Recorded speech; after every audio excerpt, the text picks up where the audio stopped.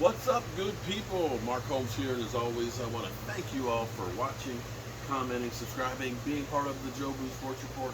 Without you guys, as well as you ladies, you know that this literally does not work.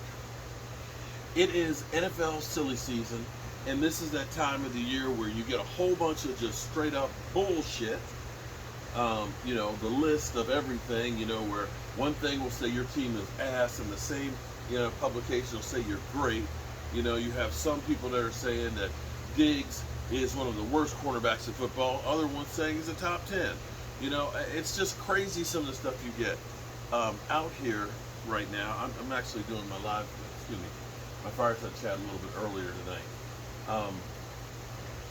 I've just been kind of on the go for so long that I realized I'm a little tired, and I'm going to try and get caught up on some of my sleep because come August 1st, we'll be flying out early in the morning to Oxnard, and I want to try and get in as much stuff as I can get in as possible during that time, because I realized when I was doing a live stream of my man DMV, shout out to DMV.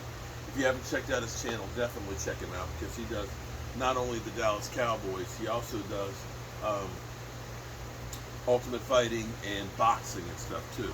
I believe he's going to a boxing match real soon and stuff, and so you'll get some exclusive boxing content that nobody is bringing to you like he is. But we're sitting here talking tonight. We had a great 2-hour live stream. There's not really a whole lot to talk about, but we realized that the Dallas Cowboys this offseason has been like Seinfeld. Seinfeld was a show about nothing. Well, quite frankly, that was the Dallas Cowboys offseason this year. An offseason that was about nothing. We missed all of the big storylines that we've had in the past. No, seriously. In the past, we've always had contract issues. Now, we do have, Dalton Schultz contract situation. The Cowboys, of course, like any bad student, wait till the last minute to get the report in. It's the night before my report's due. That's when I'm trying to write it. You don't do that. You need to start out a couple of weeks ahead of time, do your research, get it down on paper, proofread it, type it up. Oh, I'm sorry, type it up. How old am I? I'm using a typewriter. But you know what I mean. You know what I mean. You don't wait till the last minute, but that's what the Cowboys do with contracts. And that's why they always end up having messed up ones, because they're in a rush to the last minute trying to get shit done. But even with Dalton Schultz, Dalton Schultz, he just basically said, I'm not going to go to one OTA practice. That was it. This wasn't like the Dak Prescott situation where we went down to the last day and here it is, they're trying to work out a deal in literally the last couple of minutes and don't get it done. This isn't D-Law saying, screw you, I'm not getting my shoulder worked on until I get a contract. This isn't Zeke Elliott going to Cabo instead of showing up for training camp. Nothing. This is nothing. Zero. We did have the Amari Cooper situation, but that was so early into the offseason, I'm not sure that really gets that big of a blip on the radar. Now, fortunately for the Cowboys, we haven't had any off-the-field issues other than Kellen Joseph. And that one seems to be kind of real quiet. But for the most part, nothing. Did you hear about Dwayne Brown? Dwayne Brown, I think it was at LAX, was escorted out of the airport and into a police car being arrested for weapons charges, I guess trying to take guns on a plane. When will NFL players learn, don't fly with guns? Seriously, don't fly with guns.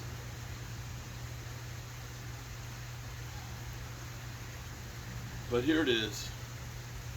Basically, we got 2 more weeks of holding our breath. Let's hope and pray that this off season about nothing continues to be the offseason about nothing. Now, back to the Kevin Joseph thing. My man DMV pointed out something really, really poetic. He said players that have had run-ins with the law and issues, some of them have turned it around and refocused back in sports and became great players. You could look at Kobe Bryant. You could look at Big Ben. You could look at Ray Lewis. Now, I'm not trying to suggest that Kellen Joseph will be that guy, but it seems like he has kind of refocused on being the best football player he can be. The last song that he did was more of a song than a rap.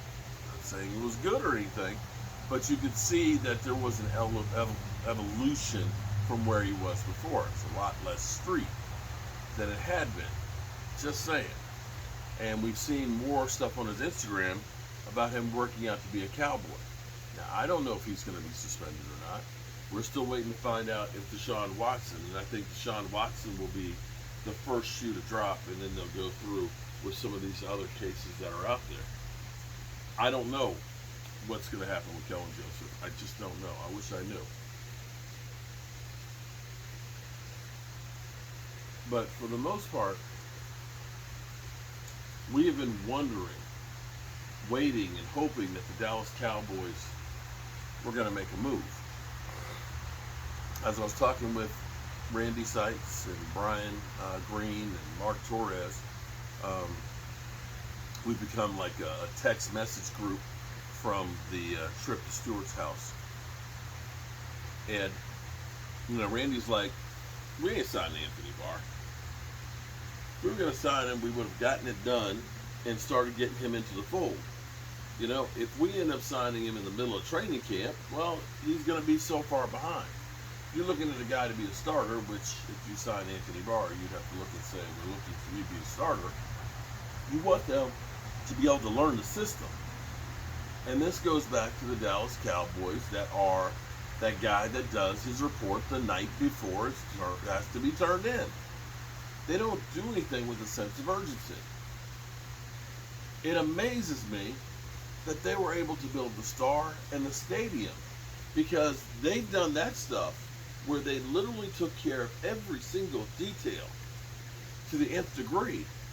But it seems like with the football team, that's more happenstance. I don't know. But somebody asked me how I think the season will go. Well, I have a lot of people that ask me that, especially Eagle fans and Washington fans. I'm getting so many trolls now, it's not even funny. They're getting excited about the season. I think the Cowboys will be 11 and 6. Just good. Anything more than that is icing on the cake. But that's where I believe they'll be.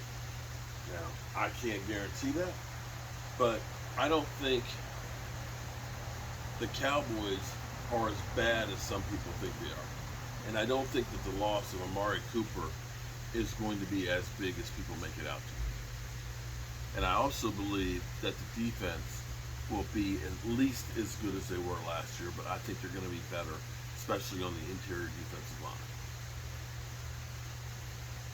And I cannot wait until practice starts so we have real news to talk about with our Cowboys and other teams. In fact, some camps open up on the 21st. So, there's that. Anyway, I hope all of you guys, as well as you ladies, are having a good weekend. I'm going to go in here and do a little bit of work in the inside studio. And then I'm going to carry my behind to bed. And God willing, I'll wake up in the morning and I'll be here to talk to you guys again. Just remember, make sure you let the people that you love know that you love them, because you might not get the chance again. I love you guys. And God willing, I'll see you tomorrow.